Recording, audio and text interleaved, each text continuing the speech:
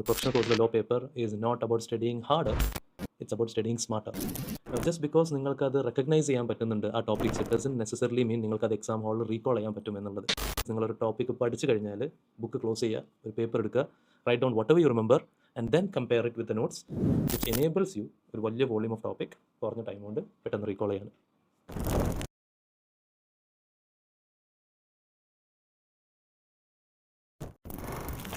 CA, CMA, CS പോലത്തെ professional കോഴ്സസിൽ law എന്നുള്ള പേപ്പറിലാണ് നിങ്ങൾ സ്ട്രഗിൾ ചെയ്യുന്നതെങ്കിൽ here are a couple of useful tips for U.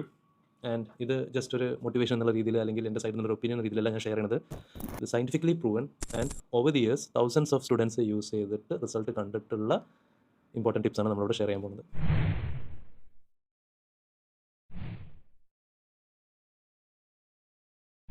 ലോയിൽ the biggest mistake students makers വീണ്ടും വീണ്ടും ടോപ്പിക്സ് അങ്ങനെ വായിച്ച് നോക്കുക. വായിക്കുമ്പോൾ അത് ഫെമിലർ ആണെന്നുള്ളത് കാണുമ്പോൾ നമ്മൾ സാറ്റിസ്ഫൈഡ് ആവുക, കോൺഫിഡൻറ്റ് ആവുക. ജസ്റ്റ് ബിക്കോസ് നിങ്ങൾക്കത് റെക്കഗ്നൈസ് ചെയ്യാൻ പറ്റുന്നുണ്ട് ആ topics, it doesn't necessarily mean നിങ്ങൾക്കത് എക്സാം ഹാളിൽ റീകോൾ ചെയ്യാൻ പറ്റും എന്നുള്ളത്. റിസർച്ച് പറയുന്നത് നമുക്കൊരു ആക്റ്റീവ് റീകോൾ ആണ് വേണ്ടത്, വിച്ച് മീൻസ് നിങ്ങളൊരു ടോപ്പിക്ക് പഠിച്ചു കഴിഞ്ഞാൽ ബുക്ക് ക്ലോസ് ചെയ്യുക, ഒരു പേപ്പർ എടുക്കുക, write down whatever you remember and then compare it with the notes.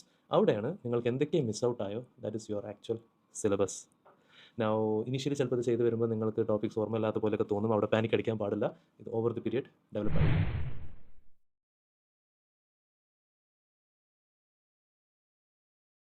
ഭൂരിഭാഗം സ്റ്റുഡൻസ് ഒരു ചാപ്റ്റർ പഠിച്ചു കഴിഞ്ഞാൽ പിന്നെ അത് നേരെ റിവൈസ് ചെയ്യുക എക്സാം അടുപ്പിച്ചിട്ടുള്ള തലേ ദിവസത്തിലൊക്കെ ആയിരിക്കും.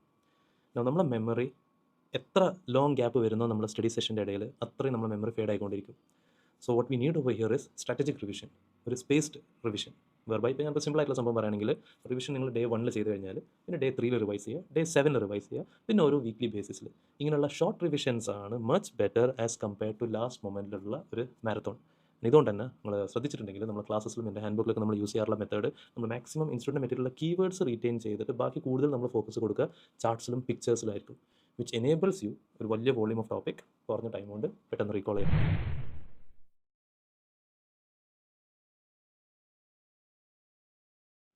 Create your own hand written short revision book. നമ്മൾ ലാസ്റ്റ് മൊമെൻറ്റിൽ നമ്മൾ ആ എൻറ്റയർ ഒരു 500 പേജൊക്കെ ഉള്ള ഒരു കംപ്ലീറ്റ് മെറ്റീരിയൽ നമ്മൾ റിവൈസ് ചെയ്യാൻ നോക്കിക്കഴിഞ്ഞാൽ നമ്മൾ ബ്രെയിൻ കൺഫ്യൂസ്ഡ് ആവും. സോ നമ്മൾ ഓരോ സ്റ്റഡി പ്രോസസ്സിലും നമ്മൾ നോട്ട്സ് നമ്മൾ ഷോർട്ട് ആൻഡ് ക്രിസ്പ് ആക്കി കൊണ്ടുവരണം. കീവേഡ്സ് ഏതൊക്കെ, സെക്ഷൻ നമ്പേഴ്സ് ഏതൊക്കെ, കമ്പൽസറി അല്ല but still if you studying section numbers, case loss ഏതൊക്കെ, ഓരോ പോയിൻറ്റ്സിൻ്റെ എക്സെപ്ഷൻ അല്ലെങ്കിൽ ചില ടോപ്പിക്കുള്ള ട്രിഗറിംഗ് പോയിൻറ്റ്സ് ഏതൊക്കെ എന്നുള്ളത് നമ്മൾ ഷോർട്ടാക്കി കൊണ്ടുവരിക. ബൈ ദി എൻഡ് എക്സാം അടുപ്പിച്ചുള്ള നമ്മൾ ആ 1.5 ദിവസത്തിലുള്ള റിവിഷൻ ഫേസിൽ this is going to be your very powerful weapon. Keep in mind, നമ്മൾ എവിടെയെങ്കിലും നെറ്റിൽ നിന്നൊക്കെ കിട്ടിയ ഒരു ഹാൻഡ് റിട്ടൺ നോട്ട്സിനേക്കാളും എത്രയോ പവർഫുൾ ആയിരിക്കും നമ്മളെ സ്വന്തം ഹാൻഡ് റൈറ്റിംഗ് നമ്മളെ ബ്രെയിനിന് റീറ്റെയിൻ ചെയ്യാൻ.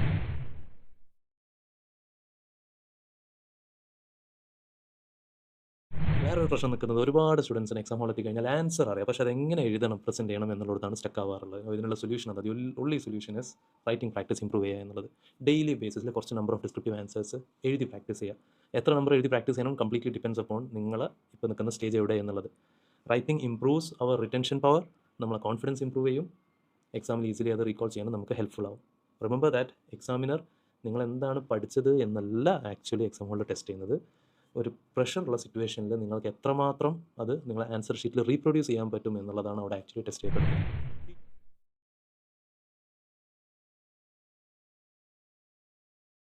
Teach to an imaginary student. Now this might sound funny, but it works. Teaching is the best method of learning. So ഒരു റാൻഡം ടോപ്പിക് എടുക്കുക, imagine that you teaching it your friend, ലോനെ പറ്റി ഒന്നും അറിയാത്ത ആൾക്ക്. അവിടെ നിങ്ങൾക്ക് എത്രമാത്രം ആ കോൺസെപ്റ്റ് എത്ര ബെറ്റർ ആയിട്ട് എക്സ്പ്ലെയിൻ ചെയ്യാൻ പറ്റും, ദാറ്റ് ഷോസ് യുവർ നോളജ്. നിങ്ങൾ ആ ടോപ്പിക്കിൻ്റെ അണ്ടർസ്റ്റാൻഡിങ് ക്ലിയർലി വിസിബിൾ ആവുക പഠിപ്പിക്കുന്നത്.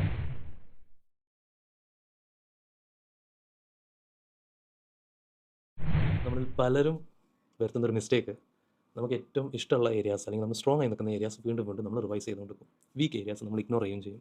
നിങ്ങൾ മാർക്സ് ഇൻക്രീസ് ആവണമെങ്കിൽ നിങ്ങൾ ആ വീക്ക് ആയിട്ടുള്ള ഏരിയാസ് നിങ്ങൾ പഠിക്കണം. അത് കംപ്ലീറ്റ്ലി ഡിപ്പെൻസ് അപ്പോൾ നിങ്ങൾക്ക് എക്സാമിന് ഇനി എത്ര അവൈലബിൾ ടൈം ഉണ്ട്, one factor. Second factor, institute ആ ടോപ്പിക്സ് എത്ര വെയിറ്റേജ് കൊടുക്കുന്നുണ്ട്. ഇത് രണ്ടും കൺസിഡർ ചെയ്തിട്ട് വേണം നമ്മൾ അതിൽ എത്ര ടൈം സ്പെൻഡ് ചെയ്യണം എന്നുള്ളത്. ബട്ട് ഇവൻച്വലി നിങ്ങൾ മാർക്സിൽ നിങ്ങൾക്ക് ഇമ്പ്രൂവ്മെൻറ്റ് കാണണമെങ്കിൽ നിങ്ങൾ വീക്ക് ആയിട്ടുള്ള ഏരിയാസിലും ഫോക്കസ് ചെയ്യണം.